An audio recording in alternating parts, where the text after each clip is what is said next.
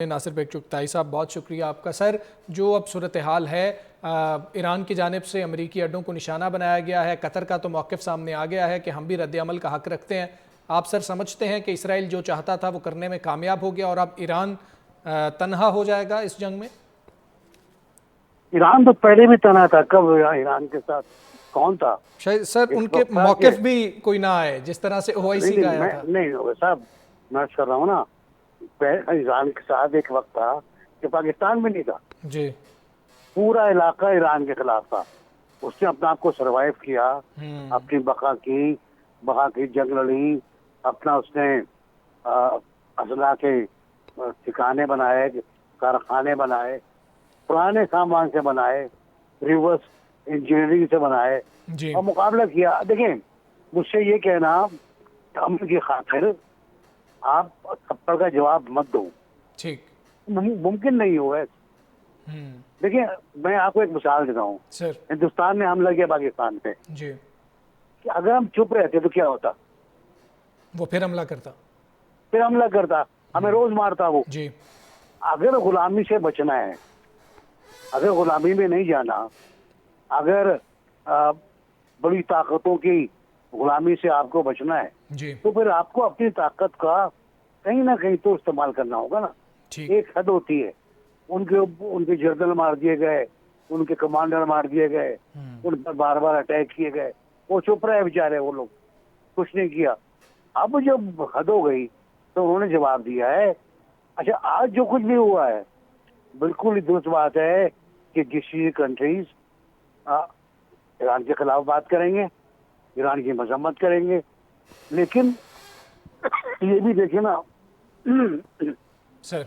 कि इन ममालिक ने अपने यहाँ अमरीकी अड्डे रखे हुए हैं जी। और अटैक भी अमरीकी अड्डे पर हुआ है। और जी। बता के हुआ है तो भाई साहब अस्सलाम वालेकुम, हम कल शाम को अल अदीद पर अटैक करेंगे। जी। तो अमरीकी जहाज जिनकी तादाद 40 थी, जी। वो हटाए गए, जी। तमाम वर्कफोर्स हटाई गई, सारे फौजी निकाले गए और खाली अड्डे पर अटैक किया है। जी। ये अलामती अटैक है। और मेरा ख्याल है बहुत सॉफ्ट है ये कोई ऐसी बात नहीं है। सिवाय कतर के कहीं और हमला नहीं हुआ, ये मैं कंफर्म करता हूँ आपको। अच्छा। कहीं और हमला नहीं हुआ। कतर को टारगेट बनाया गया।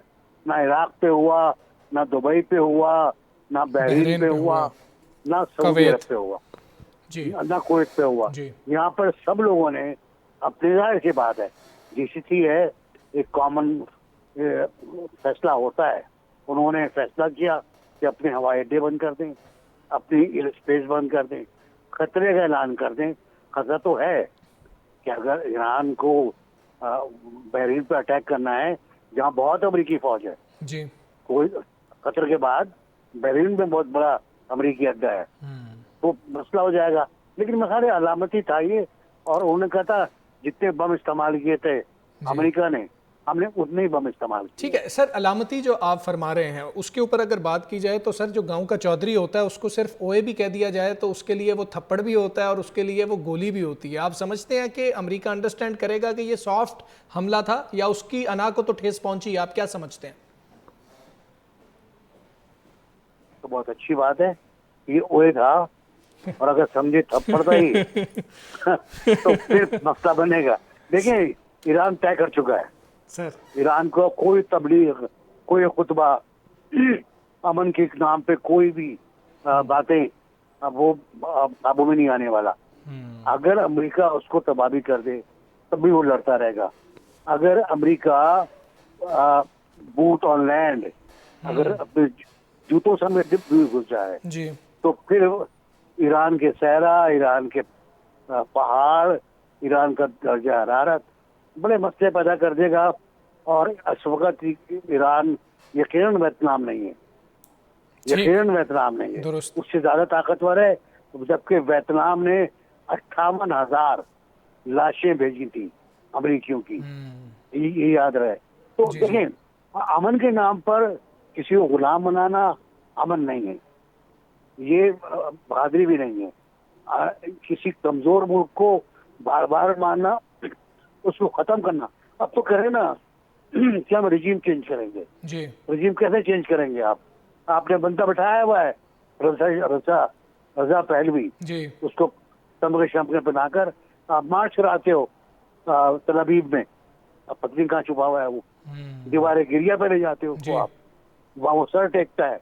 तो ड्रामेबाजी कर रहे हैं ना आप मुतबादिल क़यादत लेके आ रहे हैं।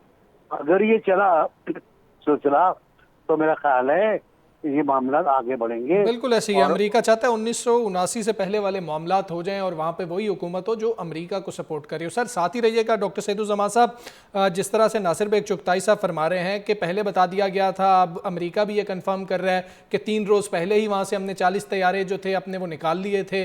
तो आप समझते हैं जिस तरह से नासिर साहब फरमा रहे हैं कि ये एक अलामती मामला था, हमला कर दिया उन्होंने, उतने ही मिसाइल दाग दिए या उतना ही हमला किया जितना अमेरिका ने आके हमला किया था जौहरी तंसीबात पर? अच्छा देखिए, यकीनन इसको हम कह सकते हैं कि ये सिंबॉलिक इन नेचर है, नो डाउट अबाउट इट। और वहाँ से जो उनके मिलिट्री एसेट्स थे वो उन्होंने वहाँ से एवैक्यूएट कर लिए, जो कि एक अच्छी चीज है अगर मैं इसको पीस के कॉन्टेक्स्ट में देखूं। देखिए जब कैजुअलिटी नहीं होती ना, तो उसकी स्वेरिटी या उसकी जो तशवीशनाक वो जो सूरत हाल कैजुअलिटीज के बाद पैदा होती है, उससे फिर बच जाते हैं आप। तो यकीनन कैजुअलिटीज अब तक की रिपोर्ट्स के मुताबिक कैजुअलिटीज नहीं हुई, जो कि मेरे ख्याल से बहुत अच्छी चीज है इन ए वे कि कॉन्फ्लिक्ट एस्केलेट नहीं करेगा। देखिए इम्पोर्टेंट चीज ये है, जैसे आपने मुझसे पहले पूछा कि क्या ईरान को अंदाजा है कि कॉन्सिक्वेंसेस क्या होंगे। यकीनन उनकी सिविलियन और मिलिट्री लीडरशिप में जब ये स्ट्रेटेजी, जब ये इस टैक्टिक को जब एम्प्लॉय किया, तो उनको अंदाजा होगा कि पॉलिटिकल ऑब्जेक्टिव्स क्या हैं। लेकिन यहाँ पे इम्पोर्टेंट बात यह है कि सिविलियन लीडरशिप जंग शुरू करने का फैसला करती है और फिर उनके हाथ से बात निकल के मिलिट्री लीडरशिप की तरफ चली जाती है।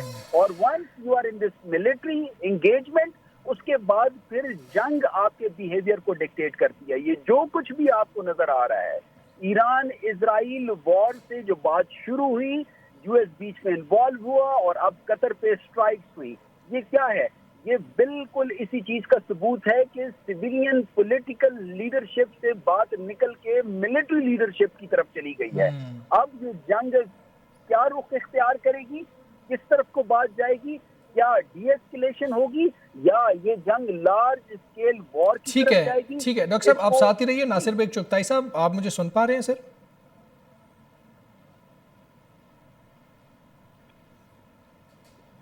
ठीक है जी सर, आप नासिर बेग चुगताई साहब, आप मुझे सुन पा रहे हैं सर?